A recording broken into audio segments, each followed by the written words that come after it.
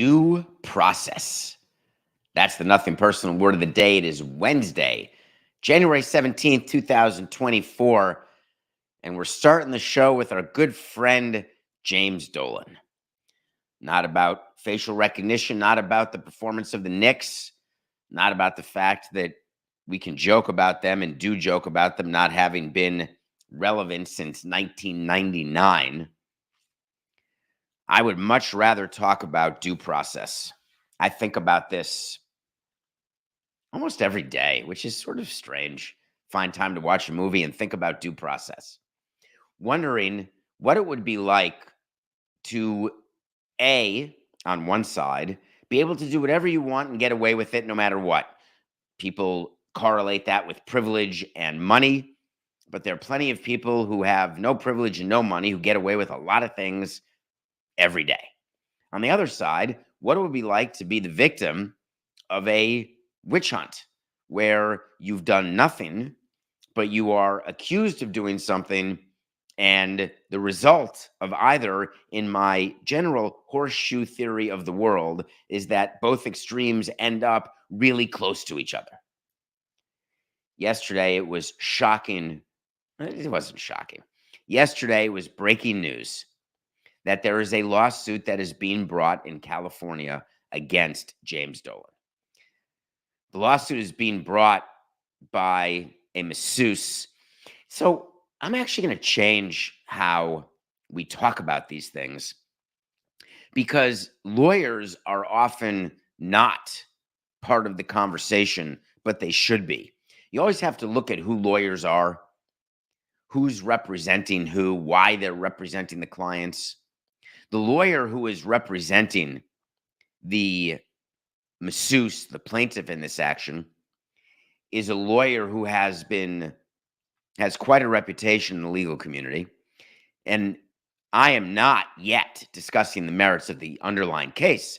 I'm just giving you a few facts that you may not have, which are that the lawyer who is representing the masseuse who is claiming that James Dolan forced her to have sex with him, which very well may have happened.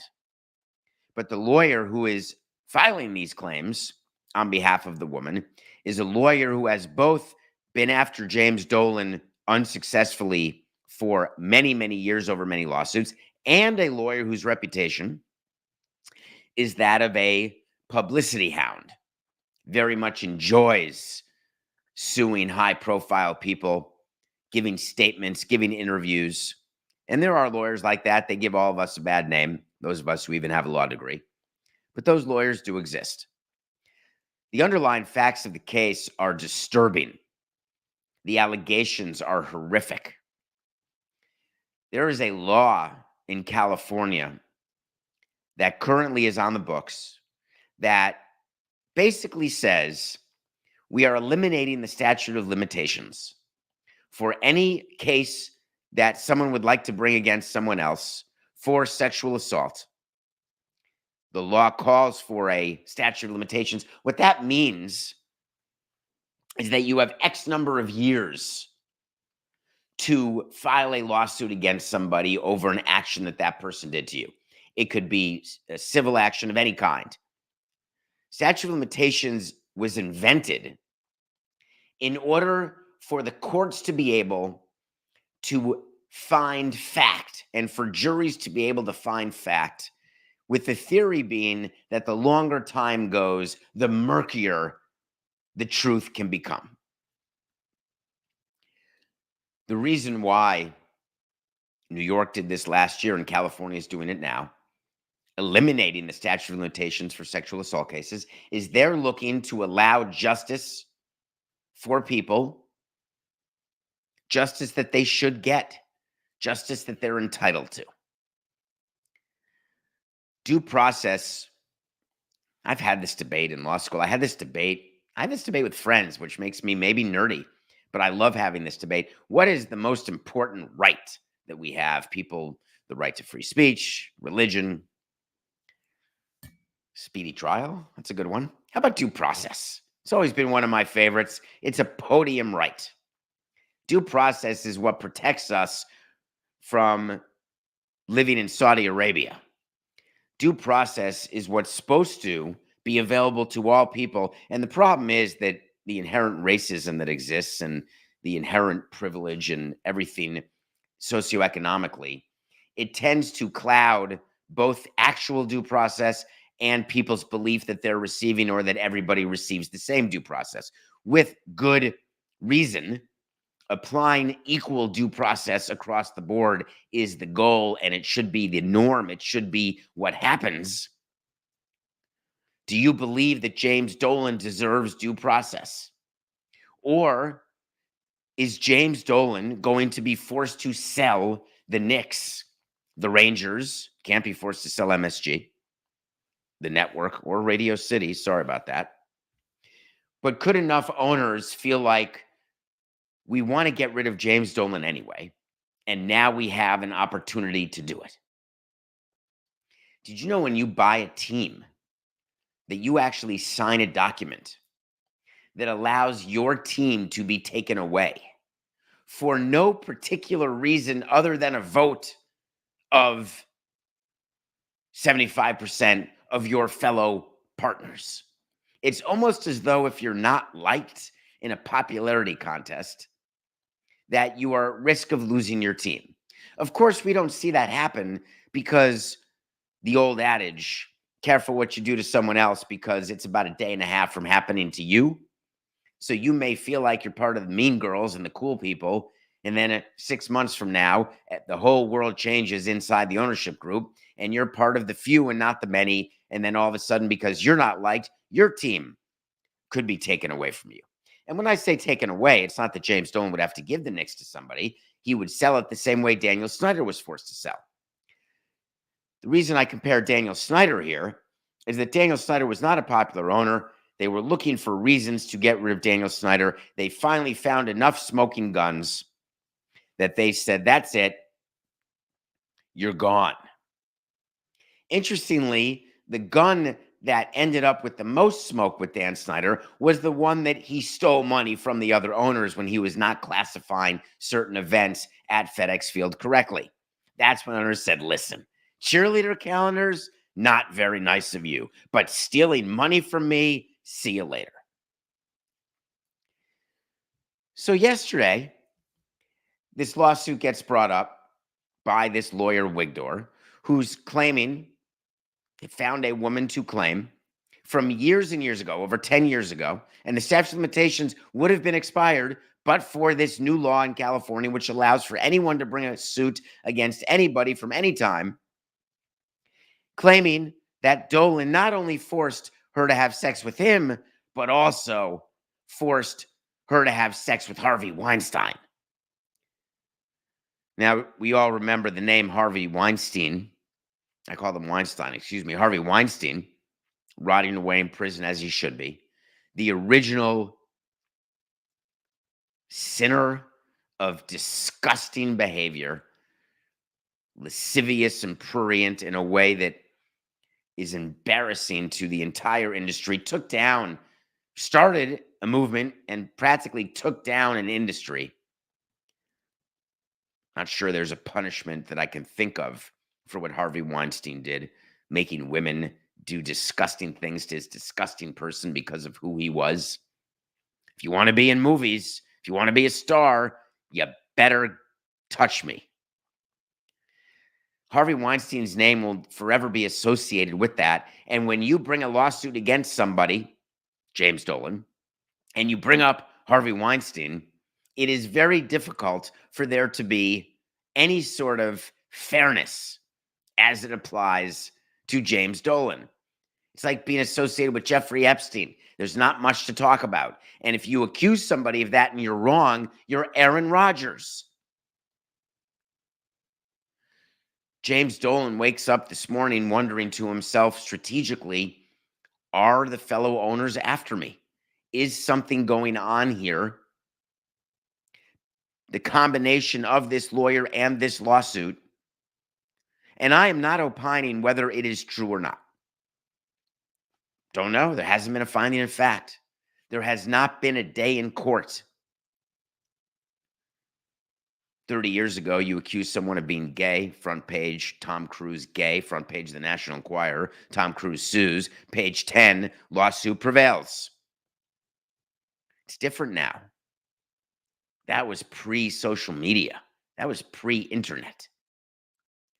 Accusations today stick. They are part of your Google.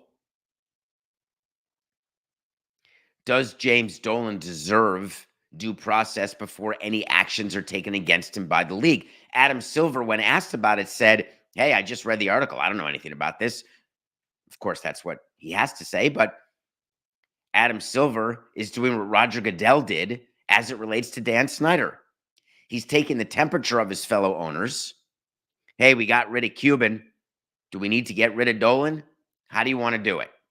We can use this lawsuit the way Harvard used plagiarism by its president to get rid of its president, when in fact they were getting rid of her because donors were walking away because of her performance on Capitol Hill and her lack of actually taking a proper stand against anti-Semitism. Do you see the pattern in how all of these institutions, whether it's the NBA, whether it is a higher education institution, NFL, corporations like the one you may work for, there are people whose sole job up in the C-suite is to figure out and map out strategies to handle things that they want handled. And if you think I'm defending James Dolan or I'm in any way impugning the woman who brought the lawsuit, you have missed and misunderstood this entire part of the show. I'm asking for you to think about the concept of due process and when somebody, because of their actions, doesn't deserve it. And it's hard when someone commits a hate crime, when someone commits a violent crime against a member of your family, when someone, it's the same with free speech, when someone says something that makes you so angry that you can't even bear to hear it. That's when the whole principle is tested. James Dolan doing something is a test for you and your view of due process because of your view of him to begin with. I don't think Adam Silver has much of a choice here. I think he has to see what happens with this case. Does it ever go to trial? Wigdor is not a big fan of trials, a big fan of settlements, because he gets a percentage of the settlement. Get this woman some money, get him some money, on to the next. Of course, he's never prevailed against Dolan, but maybe this time he will. Adam Silver will have to follow this story. The other owners are paying attention because, of course, James Dolan signed up to be removed because people don't like his beard or his band. But wow, it's quite dangerous. The NFL taught you that they can do this. They did it with Snyder. People are beginning to wonder whether this is now going to be the MO, the modus operandi of these leagues on a more consistent basis. The owner of the Indianapolis Colts is the latest example, Jim Irsay. Is there a chance that they want Jim Irsay to sell the Colts? The Colts released a statement recently that Jim Irsay and his band are canceling. It's funny, these owners and their bands, everyone wants to be a rock star, and rock stars all want to be athletes. Strange. Jim Irsay and his band had to cancel some dates because he had some serious, significant respiratory issue. Word has come out that, in fact, he overdosed on drugs. As you know, addiction doesn't matter how much money you have. I guess if you're rich, you can get real stuff, and then you have to really be addicted and not worry as much about fentanyl. Although rich people end up buying stuff on the streets and getting screwed in that way. Jim Irsay is the one who Roger Goodell has used. Remember, Jim Irsay was the mouthpiece on several things regarding Dan Snyder. Is Jim Irsay next on the block? He's the owner who just 10 years ago was actually, remember, he got suspended 6 games. That is when he got caught DUI. 6 games under the influence of what I assume was drugs, not alcohol. I don't remember. Can you lose your team over an addiction? Can you lose your team over sex, consensual or otherwise, forced? Due process. Jim Irsay is probably worried about living right now. James Dolan is probably worried about nothing. I was thinking about these statute of limitations issues, all the people waiting to see whether they're going to get sued, knowing that the due process likely doesn't exist because once you're accused, and then you go into the settlement phase, which doesn't help or change the PR phase. Although maybe if you're James Dolan and you realize there's nothing you can do about your PR, you just skip that phase and stay in the settlement phase. One little word for everybody. This is going to sound, Coke is going to get angry. I'm sorry. I just have a, all right, I won't do it. No means no. For Christ's sake. We haven't given you an Oakland A's update in a long time. I wanted to do that. I've taken some heat from within some of my old friends in baseball, being very, very vocal about the fact that I didn't think the A's were going to move to Vegas, and that I thought that all that was happening with their team president and owner, John Fisher, their owner, Cavill, their president, Dave, that this was all just grandstanding, trying to get a better deal in Oakland. They've taken it so far that I had no choice. I have not taken a loss on the way to seas yet, where the A's would not move. But man, it's not looking good. But I have kept you informed over the weeks and months that the approval by Major League Baseball was perfunctory, silly, not relevant, just to get the ownership approval out of the way. They approved a relocation of the A's as part of some sort of plan to try to get the A's a deal in Vegas or a deal in Oakland, because they certainly didn't evaluate. That whole relocation committee was a joke. As much as you want to compliment how much work they did, it's total horse hockey. There is zero to work on. Measuring the Vegas market? Great, I can Google that. Show me financials, show me rendering, show me agreements. Show me operating agreements, lease agreements, relocation agreements. Show me community benefits agreements, which are part of a relocation agreement. There's not a separate, there's talk right now, the Oakland A's are almost done negotiating a community benefits agreement. There is no separate community benefits agreement, folks. It's part of a larger agreement you have with the public. There's a construction agreement, an operating agreement, and a relocation agreement. That's it. Within those agreements are the funding sources, are the rules of what you have to do in the community, the amount of millions you have to do or parks you have to refurbish. No update. Why did the Oakland A's, someone asked me on davidsamsonpodcast.com yesterday. Yesterday was the deadline for the A's to have a binding agreement in order to save their revenue sharing. They do have a binding agreement. On what? Nothing. But the union and the league don't want the A's to have their revenue sharing removed. So they all agreed. It didn't matter whether they had an actual binding agreement or not. It's all about the collective bargaining agreement between the union and the owners. And if the owners and the union, the owners represented by the commissioner and the players represented by Tony Clark, if they sit down and agree, all right, we're going to keep Oakland getting revenue sharing, that's it. It doesn't have to be according to what's written in the agreement, because you can amend the agreement with approval by the union and the commissioner. They need votes, but whatever. No need to get too specific, except they can all agree in this case without a vote of anybody that Oakland has satisfied the quote unquote requirements in order to keep getting revenue sharing dollars. That's what Oakland was interested in. That's accomplished. But in the real world of getting a stadium done and getting a team moved, not one thing was done yesterday that makes yesterday different than the day before, the week before, the month before. They're going to come out and tell you they've got everything taken care of. They're getting close to finalizing these agreements. Horse hockey.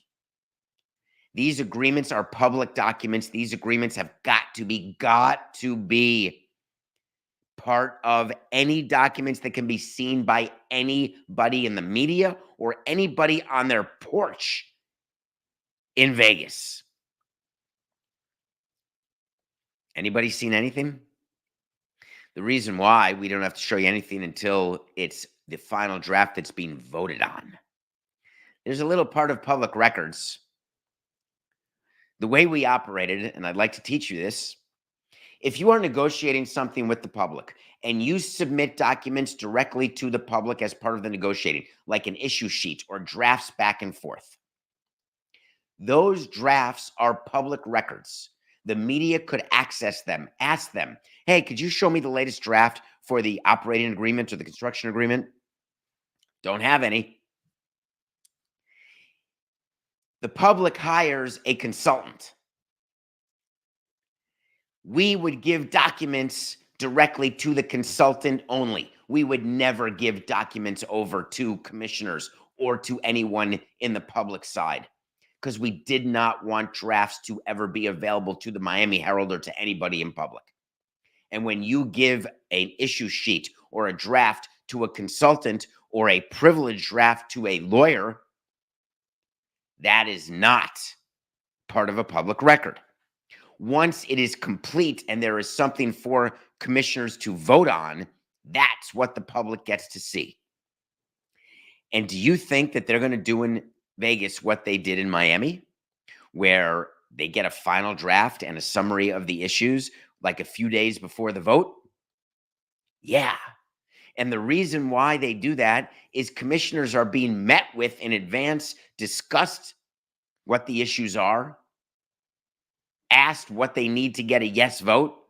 How many contributions do Oakland A's, that's been followed on the internet, all the political contributions that are being made to various people who have done various things to do various votes. Totally legal. Totally legal. It's part of the game. If you think baseball is the only industry that gives money to politicians in order to get certain things their way, quote unquote, on Capitol Hill, then you're living under a rock. Where the A's going to play seems to be the thing that you all focus, that people are focused on the most. MLB is working on that. The A's are working on it. There's a deadline. People are saying the deadline is when the schedule for 2025 comes out. That's not the deadline. Schedules come out with who's playing who, not where they're playing.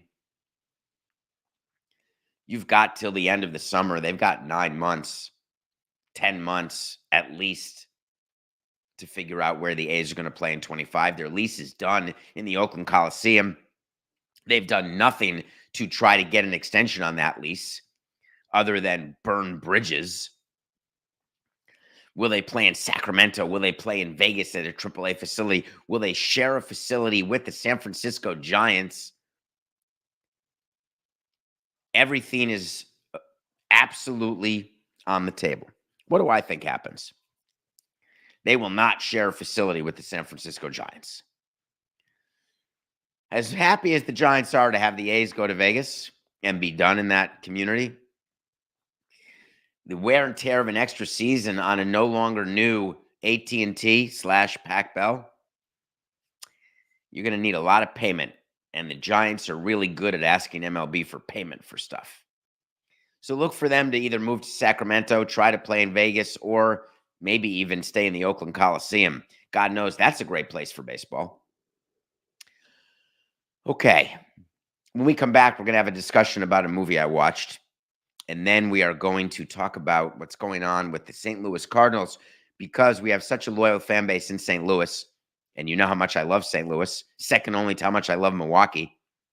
We're going to talk about the owner and the president of the Cardinals did some talking about something that you've heard a lot about, and that is streaming, TV rights. The reason why it should interest you today is if you want competitive sports and you want parity, competitive balance. One of the great things about the NFL that you love is that your team can stink one year and can be good the next. 3-year rebuilds are not as necessary in the NFL. There is so much revenue sharing in the NFL. There's a salary cap in the NFL, and it leads to a much greater degree of equality. In baseball, what we would say to you is look at all the different World Series champions. We've got competitive balance. We've got parity. No one can repeat. It's horse hockey. All right, let's take a break. We'll be right back.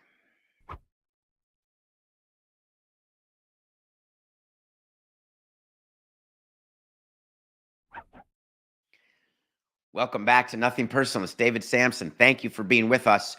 Thank you for voting. A lot of you have gotten to me on David P. Samson on Twitter. A few of you through Instagram, but I don't see those as much.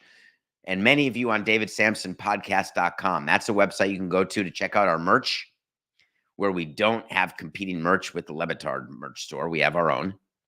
There is zero Nothing Personal merch on the Le Batard merch store. Zero. You want our merch? Thank you. davidsamsonpodcast.com. A lot of you were telling me you're voting for us for the Sports Podcast Awards. We're nominated for Best Sports Business Podcast and Best Baseball Podcast. So please go to sportspodcastgroup.com. You can vote. There's some confusion. Does voting close the 19th or the 28th? We're trying to get to the bottom of that. But pretend voting closes 2 days from now. It's all about the public vote. And man, we want to win. I watched a documentary that has gotten a lot of attention on Netflix called You Are What You Eat, a twins experiment. It's a 4-part documentary where they take sets of identical twins, and for 8 weeks, they make one a vegan and one an omnivore, one who eats meat. Well, one of my New Year's resolutions was to be vegan for 1 month in 2024, and I'm currently 17 days into my vegan journey. I have not had bagel or cream cheese. I've not had sushi. I've not had meat. I've not had a burger. I've not had a slice of pizza in 17 days. Actually lost 7 pounds. I've been sick for 10 of the 17 days. My digestive system is adjusting, and sometimes it causes me to take breaks during shows. But that said, I feel less inflamed. I feel great. One thing that I did not focus on is the environment. With this platform, it's terrible to admit this, but I will, because I love you all. I love being honest. I don't think about the environment as much as I likely should, because I don't know what I can do individually. Doesn't matter. Sometimes I suffer from that. There's several things, right? Imposter syndrome, general anxiety and insecurity. And then the Peter Pan thing I have, where I don't want to get old. I can't stand the concept. Yet I'm unwilling to ever get Botox or dye anything, which is strange. How do those two go together? I also suffer from, what can one man do? One person. What can one person do? I watched this documentary and I realized, wow, I can actually do something here. I was not aware, and you're going to call me, I can be smart in 100 subjects and still be completely misinformed in 100 subjects. There's millions of subjects out there. Smart people don't know something about everything. There are people who pretend they know a little something about everything. Not me with you. I didn't know that cows farted and that what they fart actually ruins the ozone layer. I admit that I was not fully aware of what was going on in the Amazon, or that the Amazon was 10% responsible for like the air we breathe. Never even occurred to me. And maybe it just means I don't read enough, or I read the wrong things, or I focus on the wrong things. I was aware always, I read Upton Sinclair's The Jungle. I was aware always that slaughterhouses, not very nice. Chicken coops, not ideal. I never really saw, and I've watched a bunch of food movies recently and all the way back from The Cove, but I stopped eating tuna for a while and then started again. That's the problem. What's the follow-through that you actually do? Well, this movie has created what I hope will be permanent follow-through for me. I'm not saying that I'm never going to eat meat again. I don't know what I'll do after this month of being vegan. I will get through 31 days. It is way harder than you think to go cold turkey when you have lived your life on pizza, sushi, bagels, and cream cheese. and locks. Please watch this. Now, everyone's telling you it's agenda laden. Of course, it's going to be people saying you're healthier by being a vegan. I've been eating fresh vegetables and edamame and nuts, so many nuts that I'm going to the doctor. I may have diverticulitis. My system is saying, what are you doing? Because, of course, I do everything to the extreme. And I'm not saying that documentaries don't have agendas. From Michael Moore to this one, of course, documentaries have agendas. But it caused me to then read and learn way more than I ever did. So I watched You Are What You Eat. And boy, is that true. Then I saw what happened to these twins over the course of 8 weeks. Sort of like a more educated Super Size Me, maybe less entertaining. Did you see the guy, Coca, who saves every Big Mac box that he eats? If you knew what eating one Big Mac not only did to your body, but did to the environment, it would shock you. And then you do the research and you find out that in actuality, it's true. The amount of processed food, how the food gets processed, what's in it, the stuff that you're putting in your body. They give you some examples of what happens, and it may or may not happen to you because we could get hit by a bus today.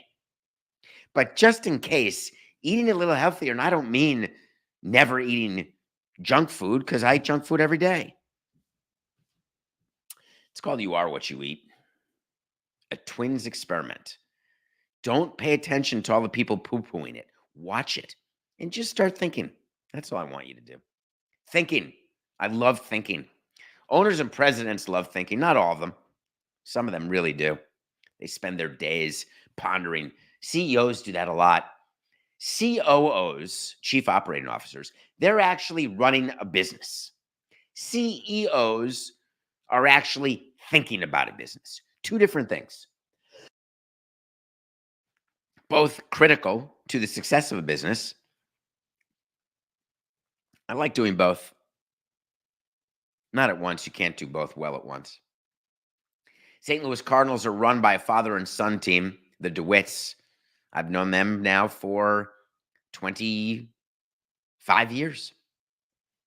That's long. That's a quarter of a century since I started in baseball. That's hard to imagine, actually. A quarter of a century. The DeWitts have an issue, just like many of the other teams right now. And we're talking about their local revenue, their local broadcast revenue. The Cardinals are the team that I tell you has the most loyal fan base. Love them. They all wear red. They love their Cardinals. They come from all over. We couldn't draw from all over. We couldn't draw even from where we were. Certainly not to the west or east, because you'd end up having to draw from people who are on their boats. And to the north, difficult. Cardinals draw from a huge, huge area. They met the media yesterday to talk about the streaming situation, something that we've covered in great detail on this show. They have a deal, and a very, very good deal, with Bally's, Sinclair, Diamond, the regional sports network. They are one of the teams of the 11 wondering what's going to happen going forward. Well, here's what's going to happen. At the end of 2024, I've been predicting and continue to predict that there will be no more broadcast deals from Bally's with any MLB teams. So MLB teams will be forced to forego all of their contractually obligated revenue that they were getting, that they thought they'd always get from their TV partners, and figure out how to replace it. They can look to baseball the way the Padres did, and the commissioner promised to only give them up to 80% of what their expected revenue was for a year. Year two, no promises at all. MLB, by subsidizing teams, not from revenue sharing, by subsidizing teams from their kitty is owned by all 30 teams. So when you subsidize a team's local revenue, what you're doing is actually outside of the collective bargaining agreement, you are increasing revenue sharing. But instead of taking solely from the rich, giving to the poor, you're taking from poor and rich to give to sometimes rich. So it is not what revenue sharing was meant for. The Cardinals were not ever meant to collect revenue sharing. And if they're getting money from baseball to subsidize their broadcast deal, that's the equivalent of what it is. So something's got to give. So they could call Nancy Myers, Diane Keaton if they wanted, maybe even Jack or Amanda. Or they could do what the DeWitts are doing. And they came out and said, we're going to take a year right now, and we're going to get to know our market. Literally, this is the quote. If it's in our lap, we better know our market. And the lap meaning the problem that they have. We better know who's out there, the president said. We better know what ratings have looked like in outer market territories, inner market territories. We better understand how our ticket sales and other things overlay with those numbers. I'm only laughing because it's not relevant what's happening with the regional sports networks and the correlation or the relationship of understanding your customers. You ought to know your customers regardless of your TV situation. So they're going to spend a year trying to figure out what to do. And maybe they'll end up where the Phoenix Suns ended up. Hey, we're just going to put it on free TV and let everyone watch because then we get to say, hey, no more blackouts and there's a lot of eyeballs. That's the new thing you're going to read with all the teams. And the Cardinals said it too. The goal is to get as many eyeballs as possible on our product. No, it's not. I could get 38,000 people to come to a Marlins game. All I had to do was charge $1. But boy, am I hurting the possibility of making more money if the team ever got good. Because people, when they get used to paying $1, don't necessarily then want to start paying $2.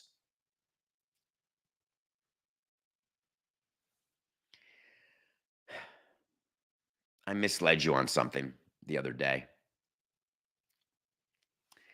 I get things wrong. This is not a correction that came from any of you. It's correction that's coming from me. One of the things that I take a lot of pride in with Nothing Personal is making corrections or explaining things. We talked to you about Amazon and the bankruptcy of these regional sports networks, Bally's. And we said that Major League Baseball rejected Amazon's offer to help with the reorganization of Sinclair. And I told you that MLB has no right. The judge doesn't give a flying rat's pituitary gland. MLB reject, not reject. That happens to be true. It's just not what happened.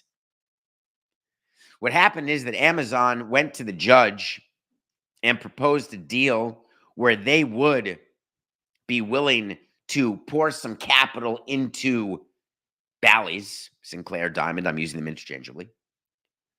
But in return, they wanted the streaming rights for the Major League Baseball teams who were currently contracted with Bally's. MLB has every right through its teams, and MLB is negotiating on behalf of the teams who have deals with Bally's, has every right to reject that deal. I gave you the right result, which is MLB wants to get all of its digital rights. Then they want to package them all and sell to Amazon. Therefore, they don't want Amazon to do a deal directly with Bally's. They want Amazon to have to do a deal with baseball. That was correct information.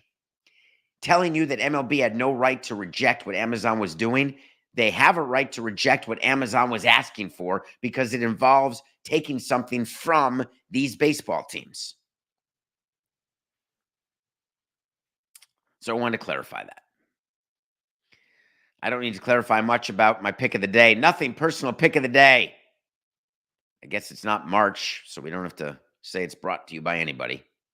Brought to you by David Samson and Matthew Coca. We are 10-6. If you had the Sacramento Kings, I hope you did. Plus 4.5 over the Suns. That was the easiest pick of the night. Of course, the Suns won the game by 2, but I wasn't worried at all because Sacramento was up by 70 points and then lost. But the Suns didn't cover. Today, we're taking the Knicks -5 over the Rockets with or without Brunson, with or without Jimmy Dolan and that distraction. Doesn't matter. They coming off a loss against the Magic. Knicks will get back on the winning side and cover 5 over the Rockets. Getting back to owners, we've been a little owner heavy today, but there's just so many stories. Have you read about Yasser Al-Ramayan? Do you know that name? The chairman of Live Golf, the chairman of Newcastle. Recollect what he did, what he's doing? I want to do that a little cleaner, Coco. Okay, last segment. 4869. I want to end the show going back to talk about owners and certain things that they're doing that could cause them to be pushed out, not pushed out. Saudi Arabia, as you know, has gotten very involved in sports. The Live Golf, the merger with PGA. You just read that Jay Monahan, who I think is not going to survive as the commissioner of the PGA, Jay Monahan is over in Saudi Arabia right now meeting with Live chairman Yasser Al-Ramayan. He's the same guy who is the chairman of Newcastle. Newcastle United, that's the sovereign wealth fund. They took over Newcastle, a Premier League club, back in 2021 at some point. And he was installed as the chairman. He's a busy guy. He's running Live Golf. He's running Newcastle. Well, he's been accused in a new lawsuit by the Al-Jabari family, former intelligence chief. He's being accused and is being sued for having carried out instructions, quote unquote, given to him directly by the Saudi Arabian crown prince. Now, if you don't remember the name of the Saudi Arabian crown prince, his name is Mohammed bin Salman. This is evil personified. This is the man who chopped up a journalist. This is a man who is trying to get all of you to forget his view of anyone who is not a man, anyone who is not heterosexual. Don't you dare be a woman. Don't you dare be queer, because if you're a part of LGBTQ and you're in Saudi Arabia, you are subject to death, dismemberment. This is the man who is funding these wealth funds that are taking over sports. And sports is giving in time and time again. They invested in the Wizards. Done. They're going to be a part of tennis. Done. They've got Messi. Yeah, Messi, the same guy that you all genuflect toward, the same guy. He is a spokesperson over in Saudi Arabia. Nadal, spokesperson, newly announced in Saudi Arabia. Well, all of the nefarious activities that they undergo, which are every single day, and I don't mean financial impropriety, I'm talking about life and limb. So what this lawsuit is saying is that this guy, bin Salman, asked his guy, Ramayan, who is the chairman of these assets, Newcastle, Live Golf, etc., if you don't mind, we need to get this intelligence chief to shut up. So go ahead and take care of that, wouldn't you please? So the intelligence chief moves to Canada, but is suing for about $74 million. So you all want Saudi Arabian money because you want more money in your sport, because you want better players signed for your team. This is what happens. You want to do a deal with the devil? That's your choice. Do it. But here's the ramifications. Can you separate art from artist? Is this the same thing as separating art from artist? What will be the result of this? I have an idea. I think that Al-Ramayan is going to be removed as chairman of Newcastle. I think the English Premier League, regardless of the number of teams that are owned and operated with foreign funds and money, do they really want to be associated with someone who's carrying out the orders of Mohammed bin Salman? Now, they've always really known it, just like you should too. When you're cheering for your team or you're excited about the influx of investment, you sort of just don't think about the bad stuff they do. It's sort of like not thinking about the chicken coop while you're eating Chick-fil-A. And I get it. It's what we all do to protect ourselves from actually having to face the truth about things that we're doing because you say, hey, what can I do? At some point, you have inflection. At some point, it's too much. Well, this is that point. This is that point for Al Ramayan. Actually, I'm going to make it official to close out the show, Coca. Wait to see when I tell you something's going to happen. We'll revisit it, or we right or wrong. He doesn't survive this. I don't mean that literally, though you never know. Yasser will be removed as Newcastle chairman. They won't take out the investments. They won't stop taking money, but they will remove him as Newcastle chairman. The reason why the EPL, the ATP, and a team near and dear to you will be taking Saudi money soon, say it with me as we close. It's just business. This is nothing personal.